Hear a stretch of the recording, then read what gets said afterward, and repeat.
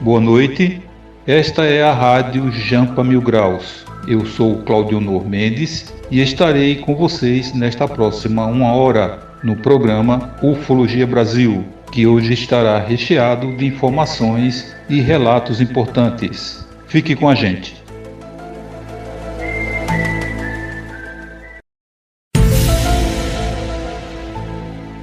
Olá, muito boa noite a todos os ouvintes do programa Ufologia Brasil, levado ao ar pela rádio web Jampa Mil Graus, com a apresentação do meu querido Claudionor Mendes, a participação de vários companheiros ufólogos, mulheres também, muitas delas, e direção e edição do meu querido Rildo Campos. É um prazer renovado estar novamente falando com vocês. Eu, comprometido no programa anterior, havia relatado o meu próprio testemunho de um avistamento de um OVNI seguindo o rastro do voo da VASP, que partiu do Rio de Janeiro com destino a Fortaleza, Ceará, na tarde do dia 13 de junho de 1996. Esse Boeing vinha pela aerovia do litoral e nós vimos pela aerovia do interior. Entre a decolagem do 737-500 do aeroporto de Salvador, na Bahia, até a altura da travessa de Aracaju, em Sergipe, nós fizemos o acompanhamento via rádio a bordo do Cheyenne, do governo do estado, prefixo Papa Papa Eco Papa Bravo. Eu esqueci de citar o prefixo no programa anterior, resisto agora. O comando do manche estava nas mãos de Marcos Correia Gomes, mais conhecido pelo apelido de Marcos Bateria, e o piloto era Jerônimo de Sept Rosado Maia. Nós víamos pela aerovia do interior após decolar no início da tarde do Campo de Marte, que é o Aeroclube de São Paulo, onde fica o Globocop, onde ficam os águias da Polícia Militar Paulista. E viemos com destino ao aeroporto de Campina Grande, João Suassuna. Era dia dos namorados, noite de Santo Antônio, o maior forró do mundo daquele ano de 1996. Mas não é sobre isso que eu vou falar, é só para lembrar, porque eu vou contar agora outro episódio muito parecido, ocorrido 14 anos antes do nosso avistamento. Agora, no sentido inverso ao voo em que eu estava, quando em 96 fizemos esse acompanhamento. Era sentido Rio-Fortaleza, sul-norte, esse que nós acompanhamos. E agora, o caso que eu vou relatar em detalhes é o voo VASP 169. Foi no dia 8 de fevereiro de 1982, justamente na mesma aerovia do interior, só que na direção contrária. O que nós acompanhamos foi do Rio de Janeiro para Fortaleza. Esse é de Fortaleza para o Rio, é o sentido contrário, norte e sul. Pois bem, o nosso voo, repito, foi em 96 à tarde, começo da noite. E o avistamento do voo 169 foi de madrugada. São duas coisas bem diferentes. Eu queria dizer também que nos programas posteriores eu vou relatar sobre a queda de um outro voo VASP, é o 168. Por coincidência, é o voo contrário. Eu vou falar hoje do 169. Esse foi acompanhado por um OVNI, mas o 168 ele acidentou-se, ele caiu no acidente da Serra de Baturité 4 meses depois do avistamento. Houve o avistamento, 4 meses depois cai um avião na mesma rota. E recentemente, por falar em Serra do Baturité, um asteroide caiu. Foi um fenômeno luminoso registrado lá no céu de Fortaleza. Teve tremor, estrondo, o meteoro provocou um pandemônio naquela região. Foi agora, sábado, dia 10 de outubro, agora próximo. Mas isso eu falo nos próximos programas. Hoje mesmo, eu quero dizer que no Brasil o voo VASP 169 é o mais famoso documentado. E vou fazer inclusive uma revelação. Várias testemunhas me contaram, inclusive artistas renomados como Chico Anísio, Renato Aragão, estavam a bordo desse voo e não quiseram se identificar. Eu não falei com Renato Aragão, mas Chico Anísio me contou. Cantores como Fagner e Belchior também não quiseram relatar na época, mas Belchior também me contou pessoalmente aqui na Paraíba. Eu conversei com os dois quando eu fazia programas de rádio e televisão. Foi o voo 169, como eu disse. O comandante do Boeing 727-200 era Gerson Maciel de Brito, mais de 26 mil horas de voo, e contou ter visto esse objeto voador luminoso. Todos os 150 passageiros foram para as janelas ver o objeto, que foi avistado pela primeira vez por volta das 3 horas da madrugada, quando o avião sobrevoava o estado da Bahia, Bom Jesus da Lapa, logo depois de Petrolina, em Pernambuco, e fica nas proximidades da usina hidroelétrica de Paulo Afonso. Os OVNIs têm uma atração por usinas atômicas, usinas nucleares e por aí vai. E esse OVNI acompanhou a aeronave até pouco antes do pouso no Rio de Janeiro. Pois bem, o comandante Brito chegou a comunicar esse fato aos órgãos de controle de tráfego aéreo. Agora, os radares, no momento inicial, disseram que não tinha nada, mas a torre de Belo Horizonte, em Minas Gerais, percebeu um sinal a 8 milhas náuticas, dá mais ou menos 15 quilômetros de terra, à esquerda do Boeing. E logo depois, os controladores, talvez pela teoria da conspiração, ocultamento, disseram que era uma falha do radar. Isso mostra uma tentativa de encobrimento. O comandante do voo, o comandante Brito, ele não ficou satisfeito. Aí foi para a jurisdição de tráfego aéreo de Recife, já que Minas Gerais não estava confirmando, foi para Recife no 4º Comar, é o comando aéreo, saber se tinha algum tráfego especial secreto da Força Aérea Brasileira, salto noturno de treinamento de paraquedistas na região. E a resposta de Recife foi que não tinha nenhum voo militar na área. E também não tinha informação de nenhum outro tráfego comercial, charter, porque é uma região de entroncamento e podia ter uma aeronave particular da Europa, dos Estados Unidos. Não tinha, mas o objeto também foi visto por 2 aeronaves comerciais de linha, uma da Aerolíneas Argentinas e outra da Transbrasil, o voo TR-177, ainda existia Transbrasil naquela época. Estavam a 40 milhas do avião da VASP e passaram a reportar para as torres contato visual. Os comandantes viram. Pois bem, o comandante Brito, do voo 169, ele tinha 19 anos de profissão na época, começou no Lloyd Aéreo Brasileiro, foi piloto de DC-10, foi piloto de Visconti e foi promovido ao comando dos Boeing da VASP em 1972. Apagou as luzes da cabine do piloto, identificou que não era a Lua, que estava cheia, identificou que não era Vênus, que também estava no céu naquele horário, naquela noite, e descartou. Ele tinha certeza que estava avistando um objeto voador não identificado, e não a Lua e Vênus. E outra coisa, o avião era uma espécie de brinquedo. Os tripulantes confirmam, o do 727 da VASP, que o OVNI passava por baixo, passava por cima, ia para o rastro na rabeira do avião, na cauda, ia para frente, ficava pulando. E inclusive o SINDACTA de Brasília, que é o Centro Integrado de Defesa e Controle de Tráfego Aéreo, no início confirmou. Depois, parece até o caso Roswell, né? Diz que tinha disco voador, depois não tinha.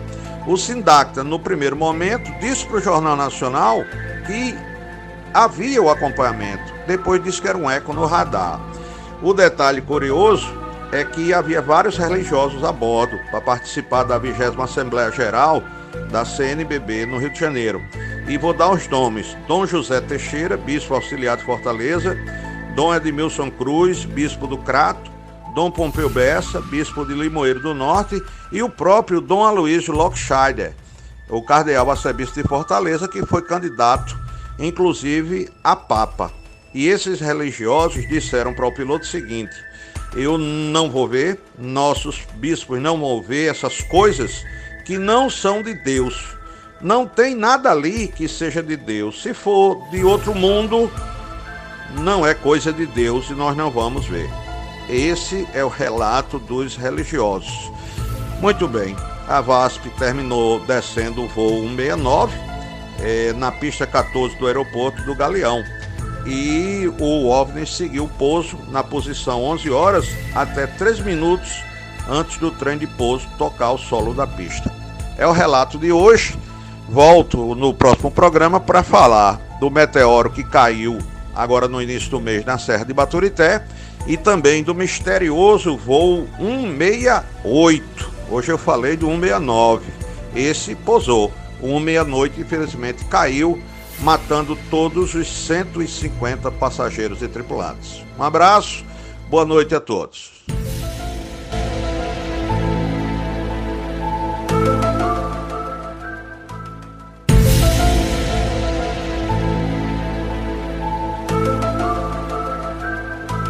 Meu nome é Thiago Chiquete, sou co-editor da revista UFO, sou presidente da Comissão Brasileira de Ufólogos, assistente do diretor nacional da MUFON no Brasil, pesquisador de campo certificado pela MUFON e membro do Star Team da MUFON.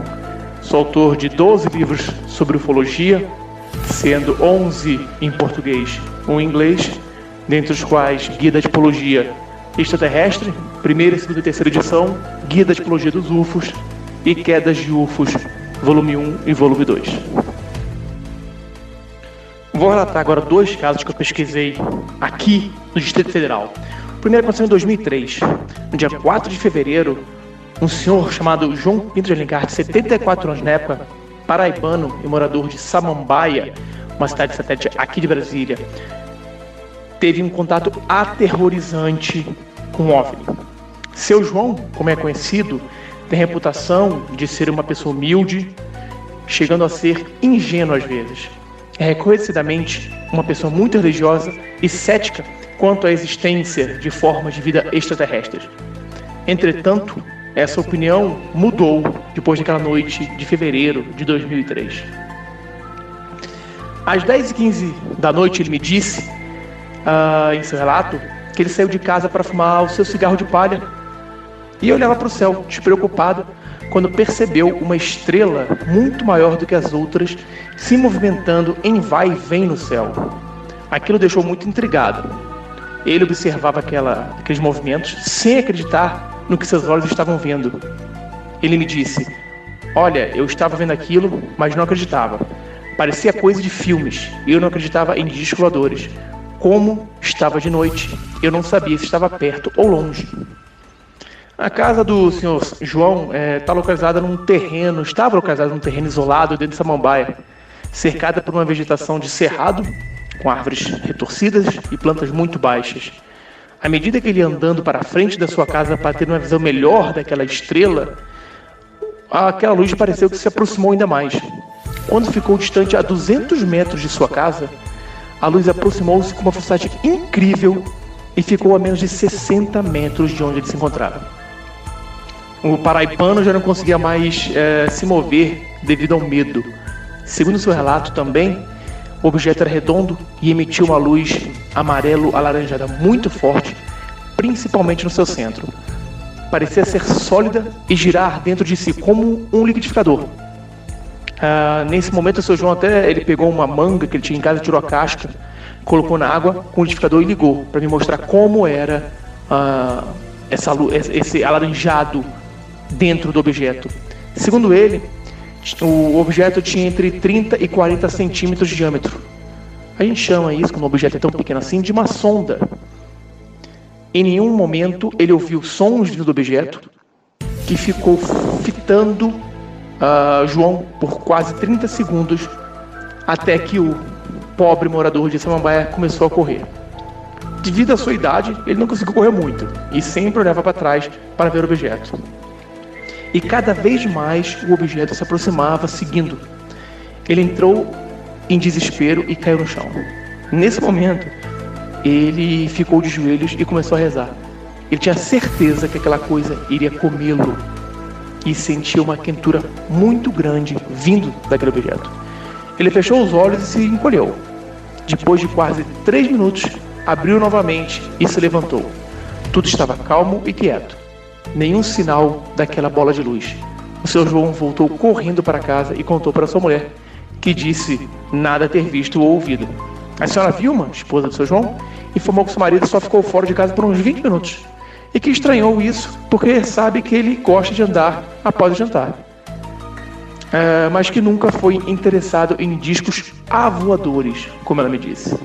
Ela, entretanto, disse que acreditava em seu marido 100%. O outro caso também acontecido em 2003, só que no Guará, foi um evento registrado por Carlos Eduardo Montilho, de 44 anos. Ele era morador daquela cidade satélite há 3 anos. Carlos nasceu em Brasília e é funcionário de uma empresa de caminhões.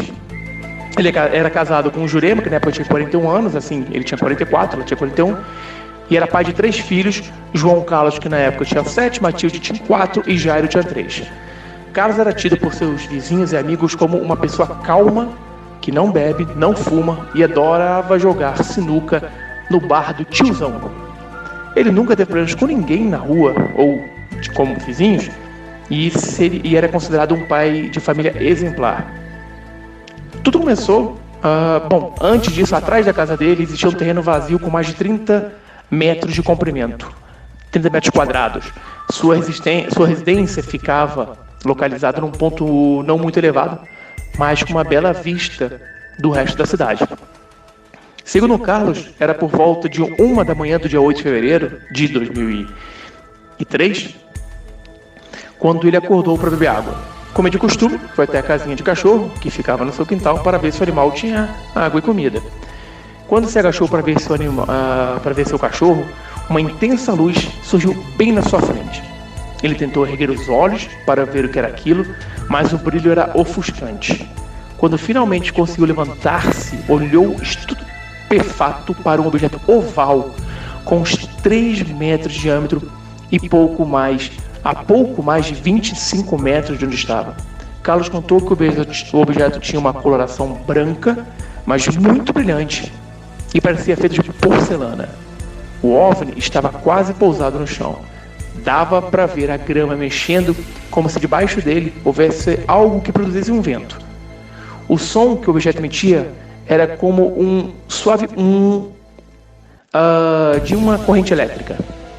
Neste momento, ele ouviu a sua esposa gritar pela janela para ele sair correndo dali. A Sra. Jurema estava branca como um fantasma e quase sem voz. Segundo seu relato, ela olhou para o marido e viu que ele estava paralisado de medo. Ela não sabia o que era aquilo. Achava que era um ovo de galinha gigante. Carlos começou a andar devagar e de costas, sempre olhando para o objeto que parecia estar pulsando. Quando se aproximava da porta da cozinha da sua casa, ele tropeçou numa barra de ferro e caiu. Logo se levantou e correu para dentro. Ele e sua esposa ainda ficaram 3 minutos observando aquele objeto, imóvel, até que ele começou a levantar lentamente e seguiu na direção do espaço. É interessante notar que na hora que o objeto apareceu, o cachorro de Carlos, um vira-lata malhado de nome Cafu, não acordou, não latiu, não estreou, nem se movimentou. Ao contrário do que ocorre em muitos casos de avistamentos de objetos voadores não identificados, quando os cães latem freneticamente. Neste caso, o cachorro dele ficou simplesmente adormecido. Durante essas minhas investigações, o vizinho do Sr. Carlos também revelou que tinha visto algo aquela noite. O nome dele era Rinaldo da Silva, de 57 anos, e que mora em Brasília há mais de 30 e só no Guará há mais de 7 anos. O Sr. Rinaldo havia ouvido a história contada por Carlos e decidiu falar também o que tinha visto. Segundo seu relato, naquela noite, ele estava dormindo quando começou a ouvir um barulho parecido com aquela corrente elétrica. Aquilo despertou e, ao levantar-se e olhar para o quintal, viu por cima da sua cerca uma imensa luz esbranquiçada. Ele imaginou que fosse uma lâmpada muito forte, mas logo percebeu que não podia ser. O Sr. Rinaldo então disse ter ouvido a Sra. Jurema gritar algo para o seu marido e depois ouviu o som de alguma coisa caindo. Na verdade, era o Sr. Carlos tropeçando na barra de ferro. Ele ficou olhando para aquela luz por mais de 5 minutos. De repente, viu a luz começar a subir e notou que não era simplesmente uma luz, era um objeto redondo ou oval. O caso chegou até a ser levado ao comando da aeronáutica em Brasília para verificar informações, mas os militares não tinham nenhum registro de algo incomum naquela área.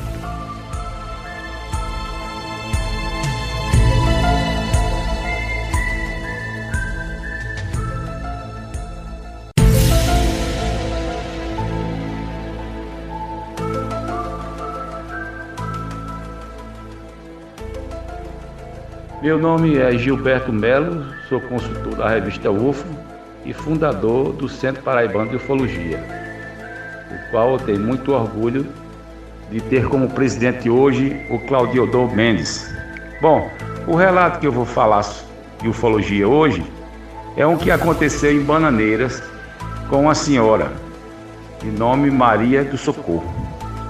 Ela, por volta das 21 horas, se dirigia à casa de sua filha, no sítio, para assistir uma novela. E quando a novela terminou, que já eram umas 10h30 para 11 horas, ela voltou a pé para sua casa e passou num local meio deserto, né? E ela disse que de repente viu um fogo que parecia uma bacia pegando fogo. E ela, ao se aproximar, notou que aquela bacia pegando fogo, que na verdade ela chamou até de coivara. Coivara é um fogo, né, que os índios falam. Aquela coivara, ela disse, começou a puxá-la para cima, né? Então ela conseguiu recuperar as forças e correu dali. Quando chegou em casa, contou aos filhos o que tinha acontecido, dizendo: olha, eu passei ali e uma luz forte, tipo uma fogueira, uma coivara, no formato de bacia, começou a me puxar. Eu fiquei tonta, quase caía, mas consegui escapar. E eu não sei o que aconteceu, chegou muito assombrada. E quando ela foi para tomar banho em casa, no banheiro, chegou para tomar banho, notou que suas partes íntimas estavam queimadas, né? Como se tivesse levado muito calor. E contou aos filhos, quando mostrou aos filhos, eles ficaram assustados e foram assim: não, vamos olhar o que foi que aconteceu. E voltaram ao local, porém não encontraram mais nada. Esse local já tivemos inúmeros relatos nesse local onde aconteceu esse ocorrido, né? Um rapaz também viu lá uma bola de fogo que perseguiu, outro viu foi em formato de bacia, perto do rio, como se estivesse apanhando água.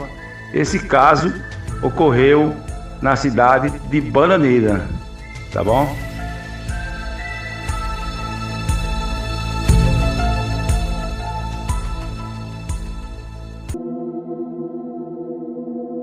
Hoje eu vou relatar para vocês um caso que aconteceu há uns 20 anos atrás aqui em João Pessoa, mais precisamente na praia de Cabo Branco.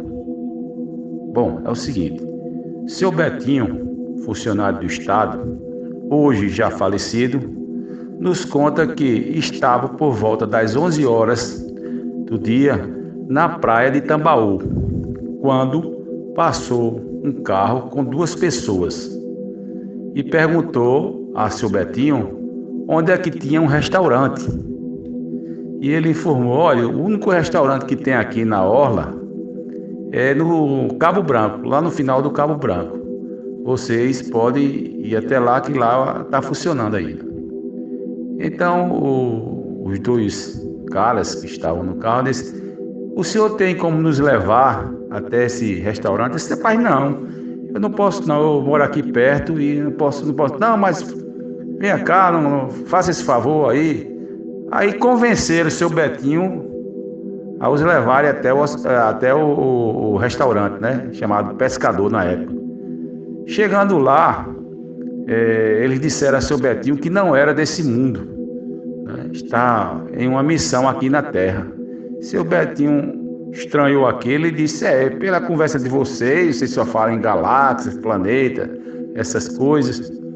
Aí ele disse: vamos almoçar? Aí seu Betinho: não quero não. Disse: não, rapaz, venha almoçar conosco aqui. Aí seu Betinho foi e disse: não, eu quero só um guaraná. Nessa conversa, seu Betinho disse: bom, então eles sentaram lá na mesa, né? e seu Betinho pediu apenas um guaraná. Então seu Betinho se virou para ele e disse: olha, já que vocês estão dizendo que não é da terra, me dê um sinal de que vocês não são da terra, né?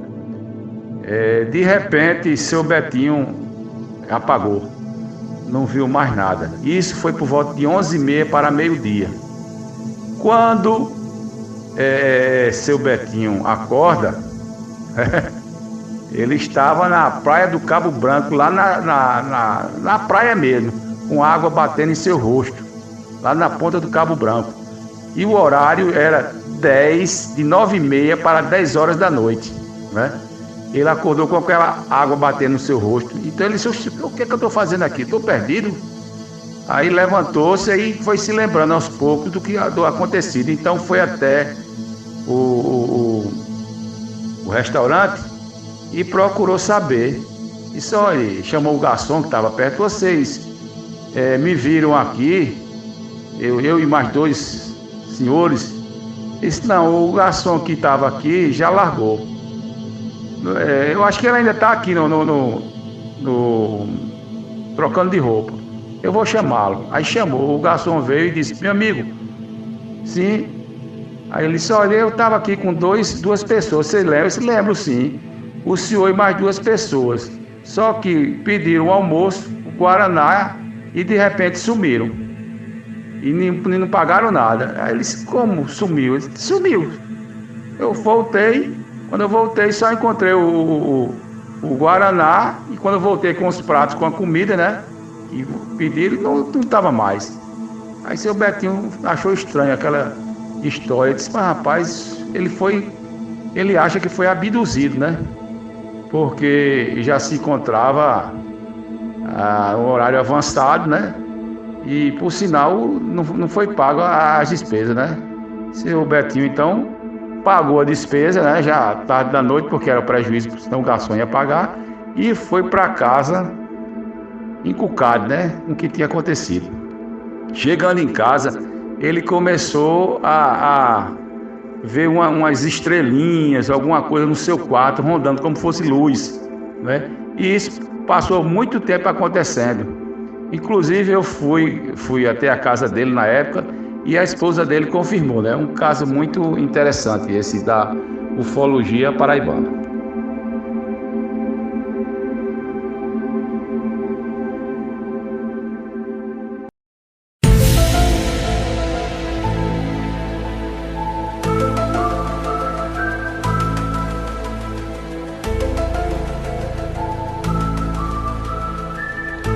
Olá, Mendes, tudo bem? Tudo tranquilo? Prazer imenso falar com você. Agradeço a oportunidade que você está me dando de participar do seu programa e ser mais um grãozinho de areia na construção da história da ufologia paraibana. Meu nome é André, eu sou André Santos, da cidade de Guarabira. Durante muitos anos participei do grupo de ufologia daquela cidade e você havia me falado para contar a experiência, a mesma experiência que eu contei no History Channel. Mas eu queria aproveitar a oportunidade, Mendes, porque aquela entrevista do History, aquele foi um pedido do pessoal. Por quê? Porque tinha testemunhas, várias testemunhas na rua, né? Meu amigo Alexandre Jacó de Almeida, que estava comigo, e também a Denise, que também participou do History. Então serviu como balizador da história que ele estava contando. Mas eu queria, se você me permitisse, contar uma história em primeira mão, que só o pessoal lá de casa que sabe disso, que há muitos anos atrás, quando eu era jovem, bem mais jovem, eu corria, né? Acordava às 4h30 da manhã para correr e muitas vezes ia para o lado de Itamataí. Para quem conhece Guarabira sabe muito bem, quem tiver também de escola de passagem vai entender. Aquela estrada que vai para Pirpirituba, Belém, né? Então Itamataí é um sítio que tinha distante lá, e eu voltava, ia às vezes para o lado de Cuitegi, eu acho que é a Barra de Cuitegi, ladeira do Maribondo, que é aquela estrada que vai dar para Campina Grande, e 2 vezes por semana, era quase que sagrado, eu acordava cedo para correr subindo o Monte Virgo. Virgo é o nome do monte em referência à constelação de Virgem. E lá em cima, quem estiver em Guarabira sabe onde é a torre da antena da Rádio Constelação FM.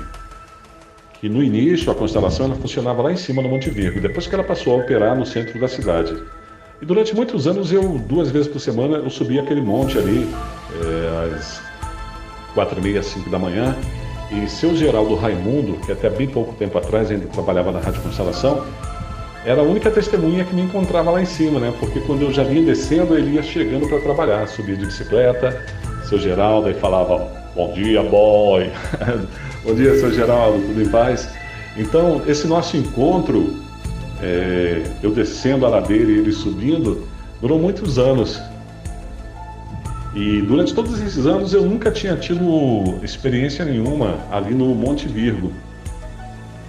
E depois da rádio estar funcionando lá embaixo, no centro da cidade, na época mesmo da ufologia, quando a gente não virava as noites, eu continuei mantendo essa frequência de subir o Monte Virgo correndo. E numa dessas manhãs, 4h30 da manhã, 5 horas no máximo, hoje você olha ali para o Monte Virgo e vê algumas casas, se não me engano 2 ou 3 casas ali em cima, que foi construída na metade do morro, né, do monte. E onde é a casa de Ivanilton Coutinho, seu Nildo, ali eu parava, às vezes, já na época da ufologia, para ficar observando a cidade e realmente nunca via nada. Mas um dia eu corri, subi, voltei, né? E fiquei ali olhando, observando a cidade e vi algo que também só vi nesse dia, o que eu vou contar aqui agora, nem antes nem depois. E nunca ouvi ninguém falando sobre isso também. Eu vi algo transparente, no formato de um charuto realmente, né? Um charuto assim, passando abaixo do cruzeiro. Esqueci até o nome do artista que produziu aquele cruzeiro lá de Guarabira. E ele passando ali. Era muito grande. E na época eu fiz uma comparação, eu contando para minha família, como se fosse a transparência daquele filme do Arnold Schwarzenegger, o Predador, né? Que é aquela mancha lá, que não chega a ser 100% transparente total, e tem aquela meio água, alguma coisa assim, né? E eu vi aquilo ali, cara, e pela distância eu tive a ideia, proporcionalmente, de imaginar que fosse algo gigantesco. Gigantesco, falo, sei lá, 300, 400 metros de comprimento, eu não sei. Mas era algo que era nítido mesmo sobre a cidade, o sol nascendo, né? E ficou uma visão maravilhosa. E quando eu parei espantado com aquilo ali, do nada, dele, onde ele passou, ele deixou 6 objetos. 6, 1, 2, 3, 4, 5, 6, do primeiro que eu tinha visto na Costa Bem-Vindes, do qual a gente havia dado uma entrevista no History Channel. E naquela entrevista do History Channel, eu falo que ele simplesmente ele tá aqui na sua frente e desaparece. Mas nesse dia foram 6. E eu fiquei assim impressionado, cara. Porque essa foi a visão que mais me deixou impressionado, né? Que mais me tocou, que mais me marcou. E os 6 estavam sobre a cidade, visivelmente ali, eu ficando olhando, cara, a impressão que eu tinha pela distância é que eles estavam, né, abaixo do nível do cruzeiro também, na altura de onde o primeiro objeto passou. E eu não era um fanático ufológico, né? Nunca fui estudioso de ler livros. A única coisa da ufologia que eu gostava, acreditava que tinha vida em outro planeta, assistia aqueles documentos especial, né? Rede Manchete, Globo Repórter, Fantástico, Arquivo X, mas nunca tinha me envolvido diretamente, emocionalmente, apaixonadamente com a ufologia. E essa experiência para mim, ela foi assim, a primeira, ela é marcante, meu amigo Mendes. É lógico, é óbvio que ela é marcante, ela é bem próximo, foi muito próximo, de não deixar dúvida nenhuma, mas essa segunda me impressionou porque, como eu não era um estudioso da ufologia, eu nunca tinha ouvido falar que existia um negócio de tamanho gigantesco que passasse meio transparente, que passasse por sobre a cidade, né? E a impressão que eu tive na época, não sei se hoje essa é a minha impressão mesmo, que eu não tenho mais opinião, Acho que é tanta coisa, tanto mistério que a gente termina falando bobagem. Mas na época eu tive a impressão que poderia ser um portal móvel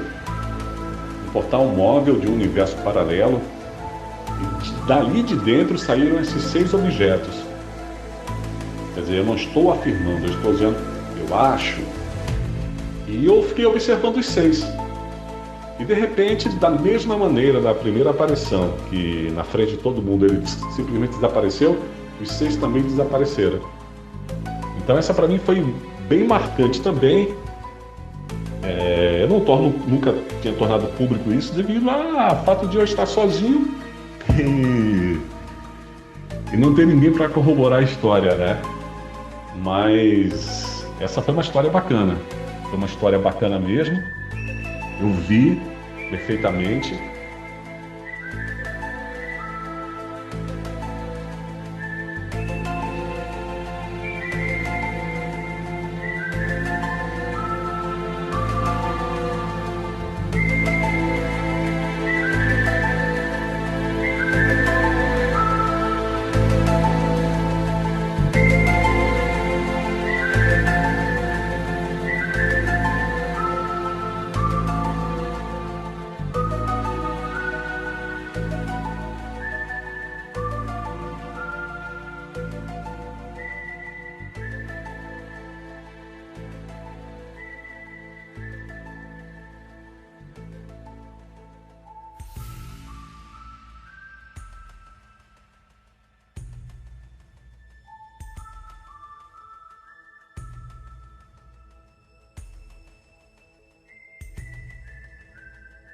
Gostaria de imensa gratidão aqui do apresentador Cláudio Honor Mendes, seu Mendes, como eu costumo falar. Quem vos fala aqui é o Michel, do grupo GESEU, Grupo de Estudo Cósmico, Espiritualista e Ufognose. Nós temos esse grupo aqui no Rio Grande do Norte, onde a gente se debruça a reflexões e aprofundamento de várias situações que ocorrem em nosso planeta, bem como análise de filosofias que envolvem a temática extraterrestre e também a consciência do ser Homo sapiens, né? Buscamos também esse deslacre de informação de nossas consciências para cada vez mais termos esse acesso entre o eu terreno para o eu espiritual e assim entendemos as variáveis que tem no nosso cosmos ou no nosso universo. Gostaríamos de deixar aqui uma participação especial de um membro do nosso grupo, João, aonde ele vai relatar para vocês o avistamento que ocorreu com ele, tá ok? Um forte abraço a todos do programa Ufologia Brasil e um forte abraço Cláudio Honor Mendes e todos que fazem parte aí da web Rádio Jampa 1000 Graus. Boa tarde, meu amigo. Michel, é o seguinte, isso foi final de 2016, né? Foi um dos meus primeiros avistamentos. Eu trabalhava como segurança da CAE.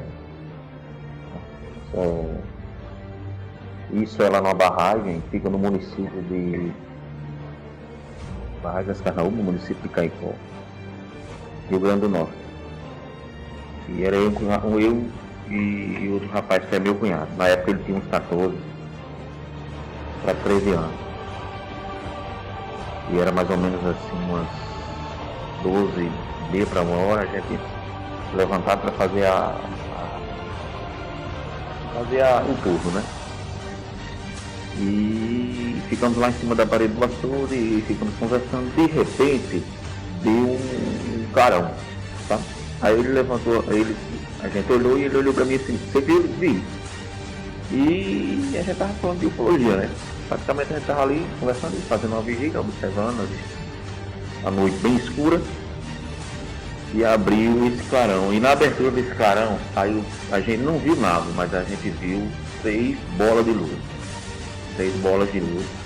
Elas saíram numa rapidez gigantesca, muito rápido, e vinha em nossa direção. Aí eu olhei para ele, como a gente já falava de ufologia, do Felipe, e eu fui, porque eu pensei que ia ser uma abdução na hora, que vinha em nossa direção. 3 bolas de luz. Eu disse: Felipe, se me levarem, você corra para aquela casa e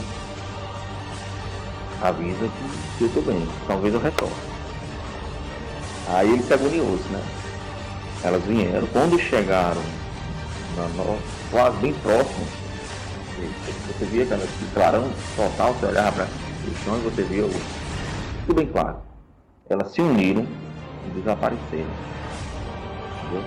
E foi em questão de minutos. De repente, apareceram de novo, só que elas não vinham mais na direção, elas já iam em outra direção, já em direção à cidade chamada Ipueira, vizinha São João do Sabogipe. Lá, inclusive, em São João do Sabogipe tem outros relatos de avistamento, inclusive de pessoas que vêm na via lá na BR e luzes ficam seguindo os carros, bolas de luz, luzes esféricas seguindo os carros. A gente tem relatos de caçadores que estão caçando no mar diversas luzes de repente, em vida de açude, em cima de serra, entendeu? Lá eles têm esses avistamentos, essas bolas de luz em cima das serras, inclusive tem uma serra da Melancia lá que as pessoas veem esses avistamentos lá, essas bolas de luz. E foi interessante porque foi rapidamente, abriu aquele clarão, e isso foi um dos primeiros avistamentos que eu fiz. Abriu o clarão e saiu as 3 bolas de luz, como tivesse saído de um portal, né? E vinha em nossas direções e eu fiquei com medo, juro que eu fiquei com medo como foi a primeira vez dele, ele não dormiu durante a noite, mas eu também não consegui dormir. E foi muito interessante. Então elas saíram, vieram na nossa direção, quando acabaram se uniram, desapareceu e depois apareceu de novo, voltando na mesma direção que elas vieram e desapareceram.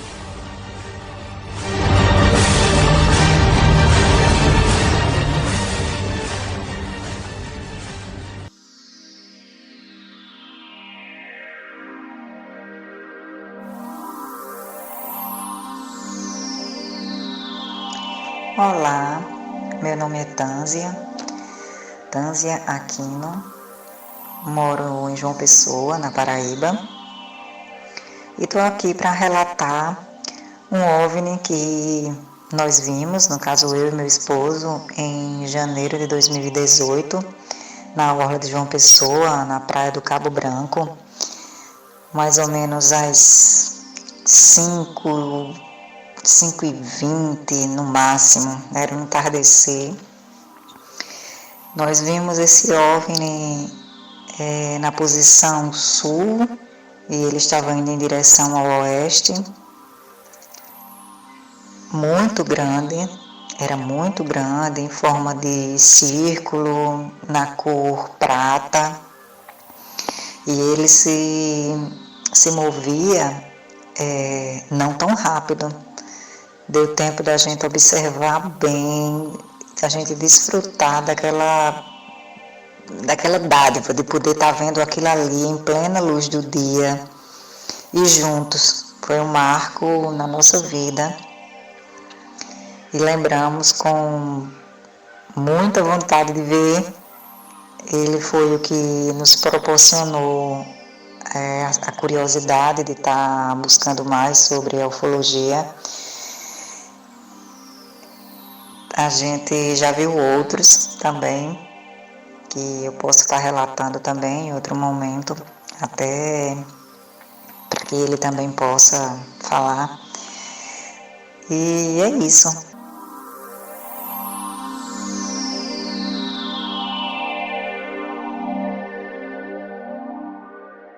Meu nome é Camila Emanuele, eu pertenço ao Grupo Gauss. E o relato que eu vou contar agora aqui para vocês aconteceu comigo ano passado, no mês de setembro. Durante 3 dias seguidos, quando eu ia para a escola e também quando voltava, eu fui seguido por uma luz vermelha bem lá no alto no céu. No 3º dia, eu vi essa mesma luz parada embaixo de uma nuvem no lado sul. Não dei muita atenção porque eu achava que era um avião, que passava todos os dias no mesmo horário quando eu saía da escola. Chegando em casa, eu fiz o que eu tenho o costume de fazer. Guardei minha bolsa de escola e fui para a rua passear com a minha cachorrinha. Minha filha de 5 anos estava comigo e meu filho do meio de 11 anos também. Chegando na rua, passado algum tempo, minha filha olha para o céu e grita para mim assim: "Olha, mamãe, tem um avião bem baixinho ali no céu, olha que lindo." Meu filho virou para minha filha e falou assim: Não é um avião, é uma nave. Olha, mamãe. Gente, quando olhei, vi aquela coisa mais linda. Uma nave triangular com a luz vermelha alaranjada piscando no meio dela. Atrás dela tinha 3 pequenas janelas de vidro. Deu para ver que era vidro. Só que estava escuro. Por mais que eu olhava e tentasse ver alguma coisa lá dentro, eu não conseguia. O que eu achei estranho foi que eu nunca vi esse formato de nave. Era triangular, mas atrás dela, nas laterais, era meio arredondada. Eu pesquisei, procurei e não achei nenhum relato sobre essa nave até hoje. Atrás da rua onde eu moro tem um morro. E a nave estava tão baixa que ela passou bem próximo do telhado dessas casas. Eu não sei como, ninguém que mora nesse morro não viu, porque a luz piscava tão forte, mas tão forte, que clareava tudo. Eu fiquei, acho que de 5 a 7 minutos, olhando e admirando aquela linda nave passando aqui. Quando eu vi essa nave, foi durante a noite, mas aqui na cidade de Boporanga, em Minas Gerais, já apareceu também durante o dia. Minha mãe, que antes não acreditava em mim, ficou admirada quando viu. Agora ela é minha companheira de observação.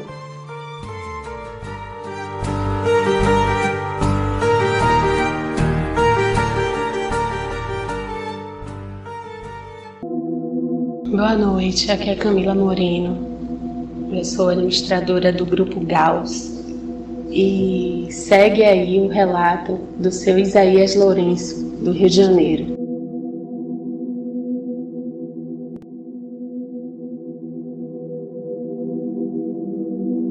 Primeiramente, boa noite a todos que vão ouvir esse relato verídico que aconteceu por volta de 1974, na cidade de Bom Jardim, depois de Nova Friburgo, interior do estado do Rio de Janeiro, num bairro chamado Volta do Maravilha, onde eu fui criado dos 9 anos até os 14 anos nessa pequena cidade.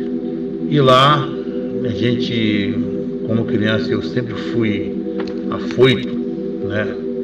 Desde criança, sempre fui curioso em tudo. Um dia, a gente vindo das férias, vindo eu, minha mãe, meu irmão, Renato, e minhas 2 irmãs, Creuza e Rosemary. E chegando próximo da nossa casa, vimos um clarão muito forte mesmo, e muito grande, como se fosse uma bola, um globo muito grande, que mudava de cor, né? Ficava uma abóbora, laranja, prateado, ouro, ficava mudando de cor. Um morro chamado Morro da Lagartixa, porque tinha muita lagartixa nesse morro. Então apelidamos aquele morro de Morro da Lagartixa. Então eu fiquei curioso com aquilo, eu falei, poxa, que negócio incrível é aquele, mãe. Aí falei com a minha mãe, né? A minha mãe sempre foi evangélica, fomos criados no evangelho.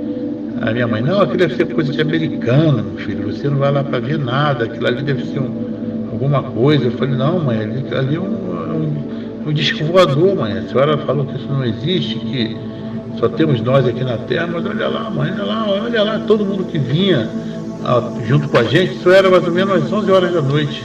Como a cidade era uma cidade pacata, né? É uma cidade de poucos habitantes, nessa época, em 1974, era tudo tranquilo, né? Não tinha a tecnologia que tem hoje, né?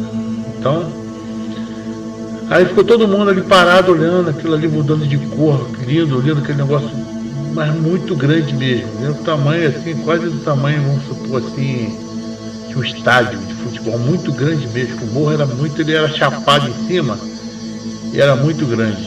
Aí eu falei, mãe, eu vou lá para ver. Minha mãe falou assim, não, você não vai lá de jeito nenhum. Ele pegou pela minha orelha e me levou para casa. E não dormi aquela noite, gente, eu não dormi, fiquei preocupado, fiquei pensando naquilo, falei, caramba, o que pode ser aquilo, meu Deus? Eu vou lá para ver aquilo lá, amanhã eu vou lá cedinho. Aí, 6 horas da manhã, eu levantei e falei para minha mãe que ia comprar pão, né? E na nossa época as crianças iam na rua comprar pão, hoje em dia não, quem vai é os pais. Aí levantei, fui lá, fui direto lá. O que acontece? onde pousou essa nave, tinha um barraquinho de madeira de uma senhora muito pobre. Inclusive minha mãe ajudava ela com compras, alimentação, sabe? Ajudava com roupas. Tinha uma senhora muito pobrezinha que morava, chamada Dona Geralda. E ela morava num barraquinho de madeira, com as pessoas que juntaram e fizeram para ela, de madeira de tábua de 30, né? Com a telha, coitada, não era nem aquelas telhas de amianto, né? De lata, aquelas telhas antigas. Aí, tudo bem, fui lá, chegando lá, comecei a prestar atenção que onde essa nave pousou, estava a marca certinho, aquele círculo, o mato, como era um mato alto, o mato estava todo amassado, certinho, fazendo o desenho onde a nave pousou, fazendo a medida certinho onde a nave pousou. E tudo bem, aí eu fui lá, eu olhei aquilo ali, eu falei, vou lá para perguntar. Cheguei lá, o que acontece? A Dona Geralda estava debaixo da cama com os filhos. Debaixo da cama com os netos, quer dizer, não era filho não, que era Nossa Senhora. E a filha dela engravidou e teve 2 filhos, né? E ela que criava. Então ela estava debaixo da cama, tremendo de medo. Eu chamei, Dona Geralda, ela... O que foi, meu filho? Quem é que está aí? Tem alguém fora com você? Eu falei, não, estou sozinho, Dona Geralda. Sou filho da Dona Arlete e tal. Vim aqui para saber o que aconteceu essa noite aí. Ela falou, meu filho, não tem ninguém fora. Eu falei, não tem ninguém fora. Ela saiu debaixo da cama com os netos dela. Aí fiquei desesperada. Meu filho, essa noite apareceu um avião. Coitado, ela é da roça, não sabia especificar, né? Uma nave. Então ela falou que era um avião muito grande que pousou e saiu um homem de 3 metros de altura, né? O mesmo modelo que as outras pessoas viram aí, né?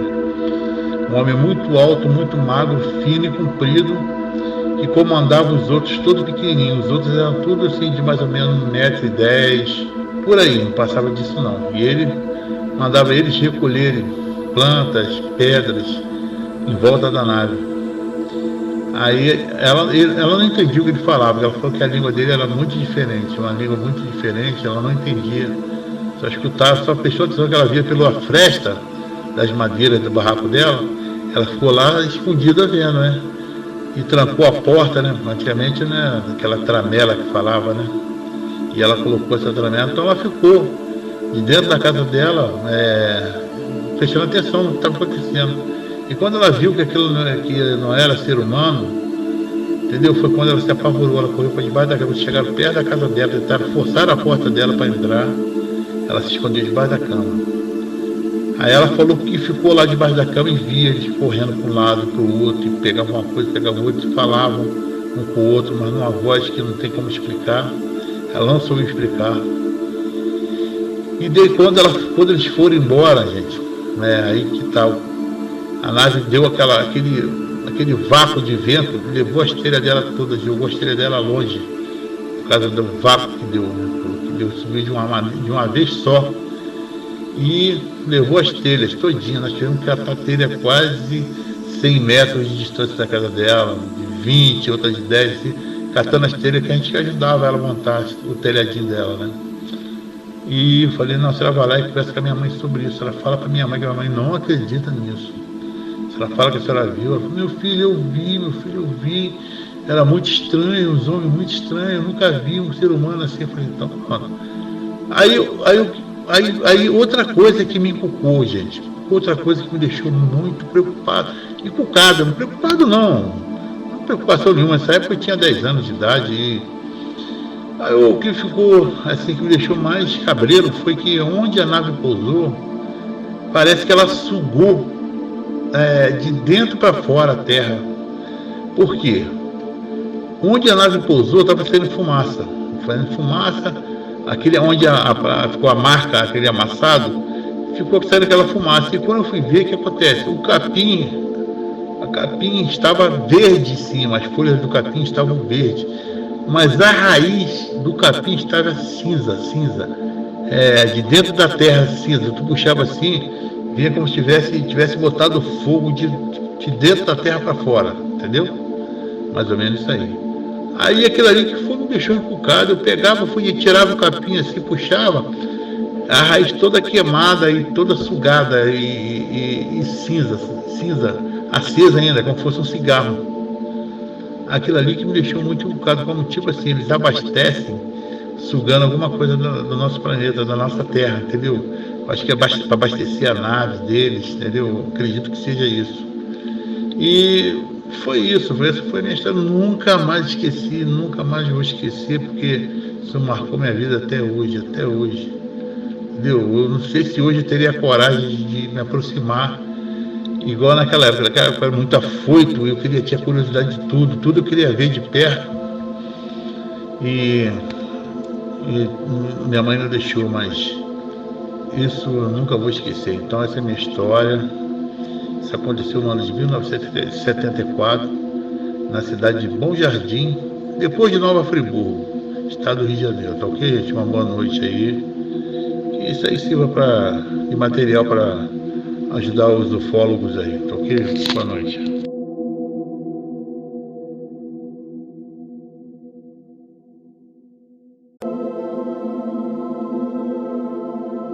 Olá pessoal, boa noite.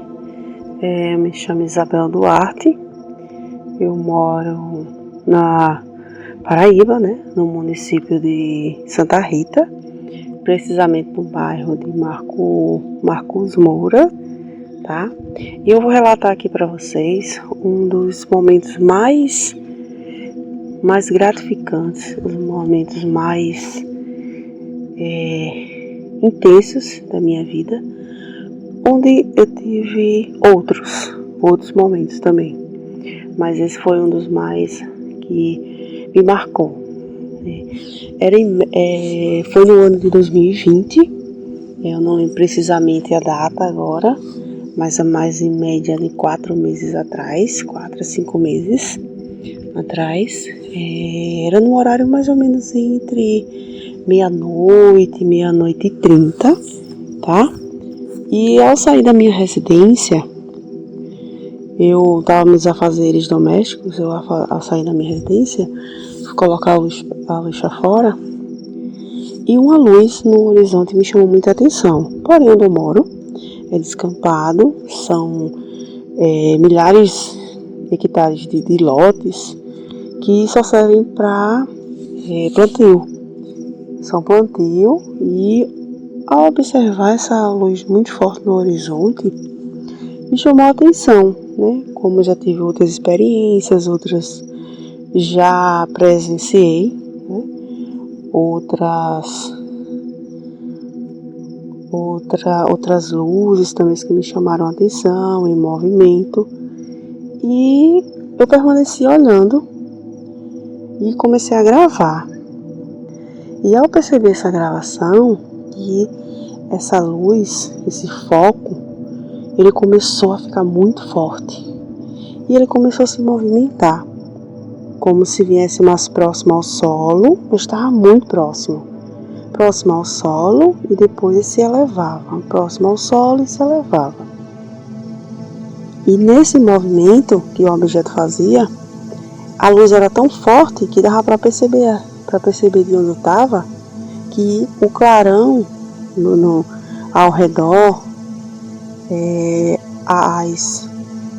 as árvores, elas refletiam a luz.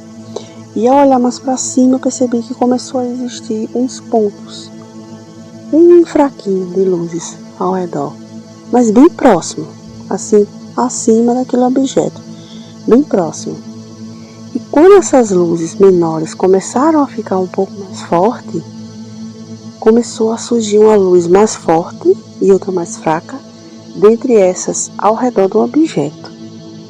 E esse objeto teve um momento que ele se elevou muito rápido.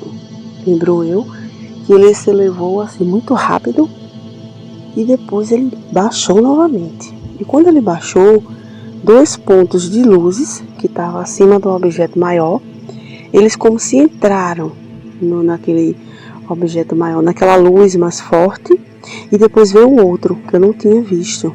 Eu vi isso na filmagem que eu fiz, eu revi várias vezes a filmagem, e logo após, essa luz ela ficou muito forte. muito forte, e eu comecei a me sentir diferente. E logo depois eu comecei a ouvir como se fosse uma sintonia de rádio. Uma sintonia de rádio que eu não conseguia explicar. Uma sintonia como se fosse uma interferência de rádio. E eu disse, como eu moro no local descampado, acreditei que era algum bicho, mas não. Quando eu comecei a me adentrar dentro dos matos aqui, para tentar filmar melhor, onde a resolução do meu aparelho não é tão grande, ficou muito mais alto. Eu fiquei meio com receio e dei 2 passos atrás. Quando eu dei 2 passos atrás, eu percebi que aquela luz ela ficou muito forte e o objeto veio um pouco à frente. Quando o objeto veio um pouco à frente, a luz ela ficou muito clara, muito intensa. E depois ela diminuiu, ficou bem baixinha. E deu para perceber que era um objeto arredondado e tinha uma capa por cima, como se fosse uma capa. E de repente a luz ficou muito forte e ele foi muito alto, foi muito rápido, ele sumiu. E logo depois eu fiquei maravilhada com aquilo e fiquei sentindo uma presença, algo diferente. Eu olhava para o céu e tentava encontrar novamente e não consegui. Então eu estou relatando para vocês uma das, porém essa experiência foi a mais forte que eu tive até hoje com um objeto não identificado.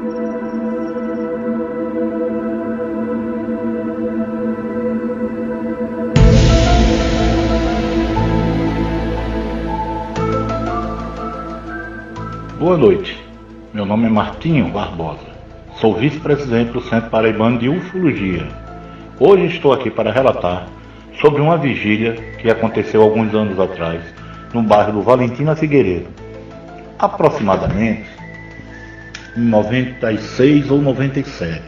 E o bairro e a localidade seria o Parque Cowboy, aonde um amigo nosso possui uma casa e nós fomos fazer uma vigília, pois estava acontecendo alguns relatos de moradores na área.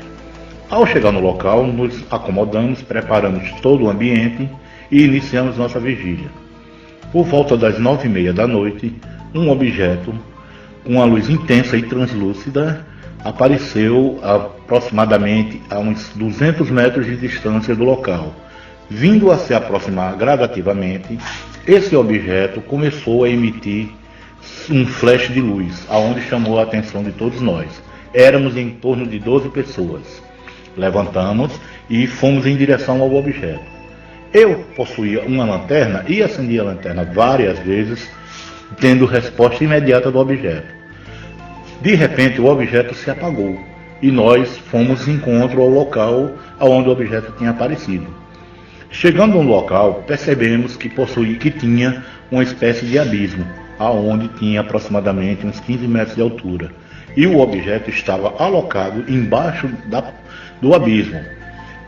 Em volta do objeto tinha alguns pontos que estavam em movimento, que acreditamos que seria alguns pequenos seres que estavam investigando a área.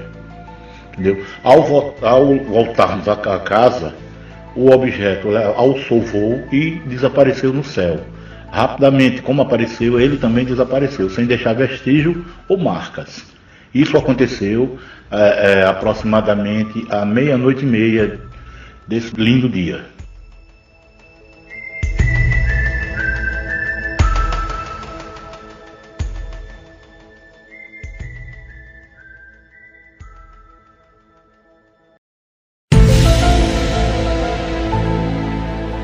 Considerações finais, Ufologia Brasil. Caso Martinho, Parque Cowboy. Esse caso foi observado pelo nosso companheiro ufólogo e vice-presidente do Centro Paraibano de Ufologia. Fez observações curiosas, já que as luzes que avistou em volta do OVNI, dito por ele, parecia ser pequenos seres Mas por outro lado, numa possibilidade remota, existe a possibilidade dos pequenos pontos luminosos serem sondas ou realmente serem seres de luz. O importante é que houve o registro visual do fenômeno. Basta analisar a quantidade de avistamentos na cidade de João Pessoa. O caso João Pedro. Por se tratar de uma pessoa humilde, vejo que ele teria vergonha de expor o caso, se não houvesse os princípios da verdade na história. Quando se trata de um homem do campo, e principalmente porque são suscetíveis a não acreditarem em história de OVNIs. Uma pessoa que nasce na cidade desde cedo já recebe uma carga de informações muito forte pela TV, cinema, planetários, revistas e informações de outras pessoas. Logo, é ligado o alerta vermelho da ufologia e apuramos o caso que é comparado a outros fatos. Chegamos à conclusão que algo está acontecendo no nosso planeta e no universo. Caso Carlos Eduardo. Neste caso, temos 3 testemunhas, que são Carlos, a esposa e o seu vizinho, o Sr. Rinaldo. Nas evidências dos fatos, ambas as testemunhas viram o mesmo objeto de forma arredondada ou oval, dependendo do ângulo da visão e também do impacto emocional. O caso André Santos.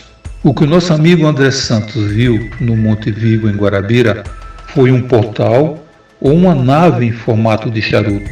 Neste caso, mais provável, se trata de uma nave gigantesca que soltou 6 sondas e que são vistas em muitos avistamentos. O caso Betinho, em Tambaú. O senhor Betinho, se comparado a muitos casos ocorridos, provavelmente foi abduzido por estas pessoas ou seres. Um fato a se observar é que os supostos seres são praticamente iguais às pessoas aqui da Terra, e há relato em que os supostos viajantes dessas naves têm igual semelhança aos humanos terrestres. Entretanto, nem todos são iguais. Como já é relatado no mundo da ufologia, existem diversos seres das mais variadas espécies possíveis. Caso Bom Jardim, no Rio de Janeiro. Os seres que vieram na nave recolheram materiais, pedras, plantas. Isso talvez sirva de comprovação sobre a hipótese de que estes seres queriam saber sobre a nossa flora, fauna e minerais da Terra.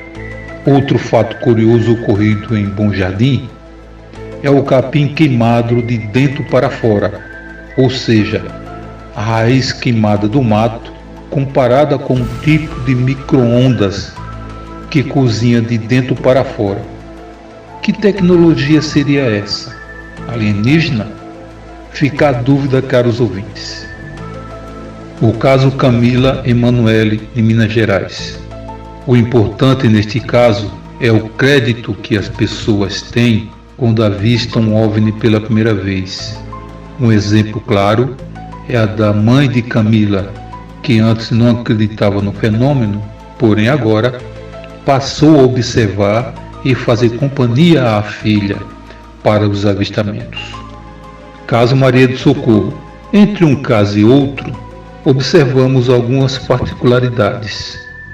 E nesse caso de Maria do Socorro, em Bananeira, na Paraíba, como em outros casos relatados em várias partes do mundo, vimos que, quando acontece um episódio desse em determinado local, outras pessoas também relatam outros fatos em mesmo local. Esses locais são considerados portais, como dizem, entradas e saída de OVNIs e de outros tipos de aparições. Caros ouvintes, faço-lhe as perguntas. O que de fato está acontecendo no mundo da ufologia? Será alucinação coletiva? Ou estamos apresentando fatos conclusivos de que não estamos sozinhos no universo? De onde vêm essas naves? De outros planetas? Da nossa Via Láctea? Talvez fora da nossa galáxia? Ou ainda seriam seres intraterrenos que vivem no interior do nosso planeta? Deixo a imaginação a critério de vocês. E não percam o próximo programa, que será exibido no dia 27 de novembro, sempre às 22 horas, aqui na rádio jampamilgraus.com. A rádio Jampa Mil Graus agradece a todos os ouvintes a honrosa audiência do programa Ufologia Brasil. Agradece também as participações especiais Martinho Barbosa, Giovanni Meirelles, Tiago Tiquete, Gilberto Melo, Camila Moreno, Camila Emanuele, Michel Dotti, André Santos, Isabel Duarte, Isaías Borges Lourenço e Tânzia Aquino.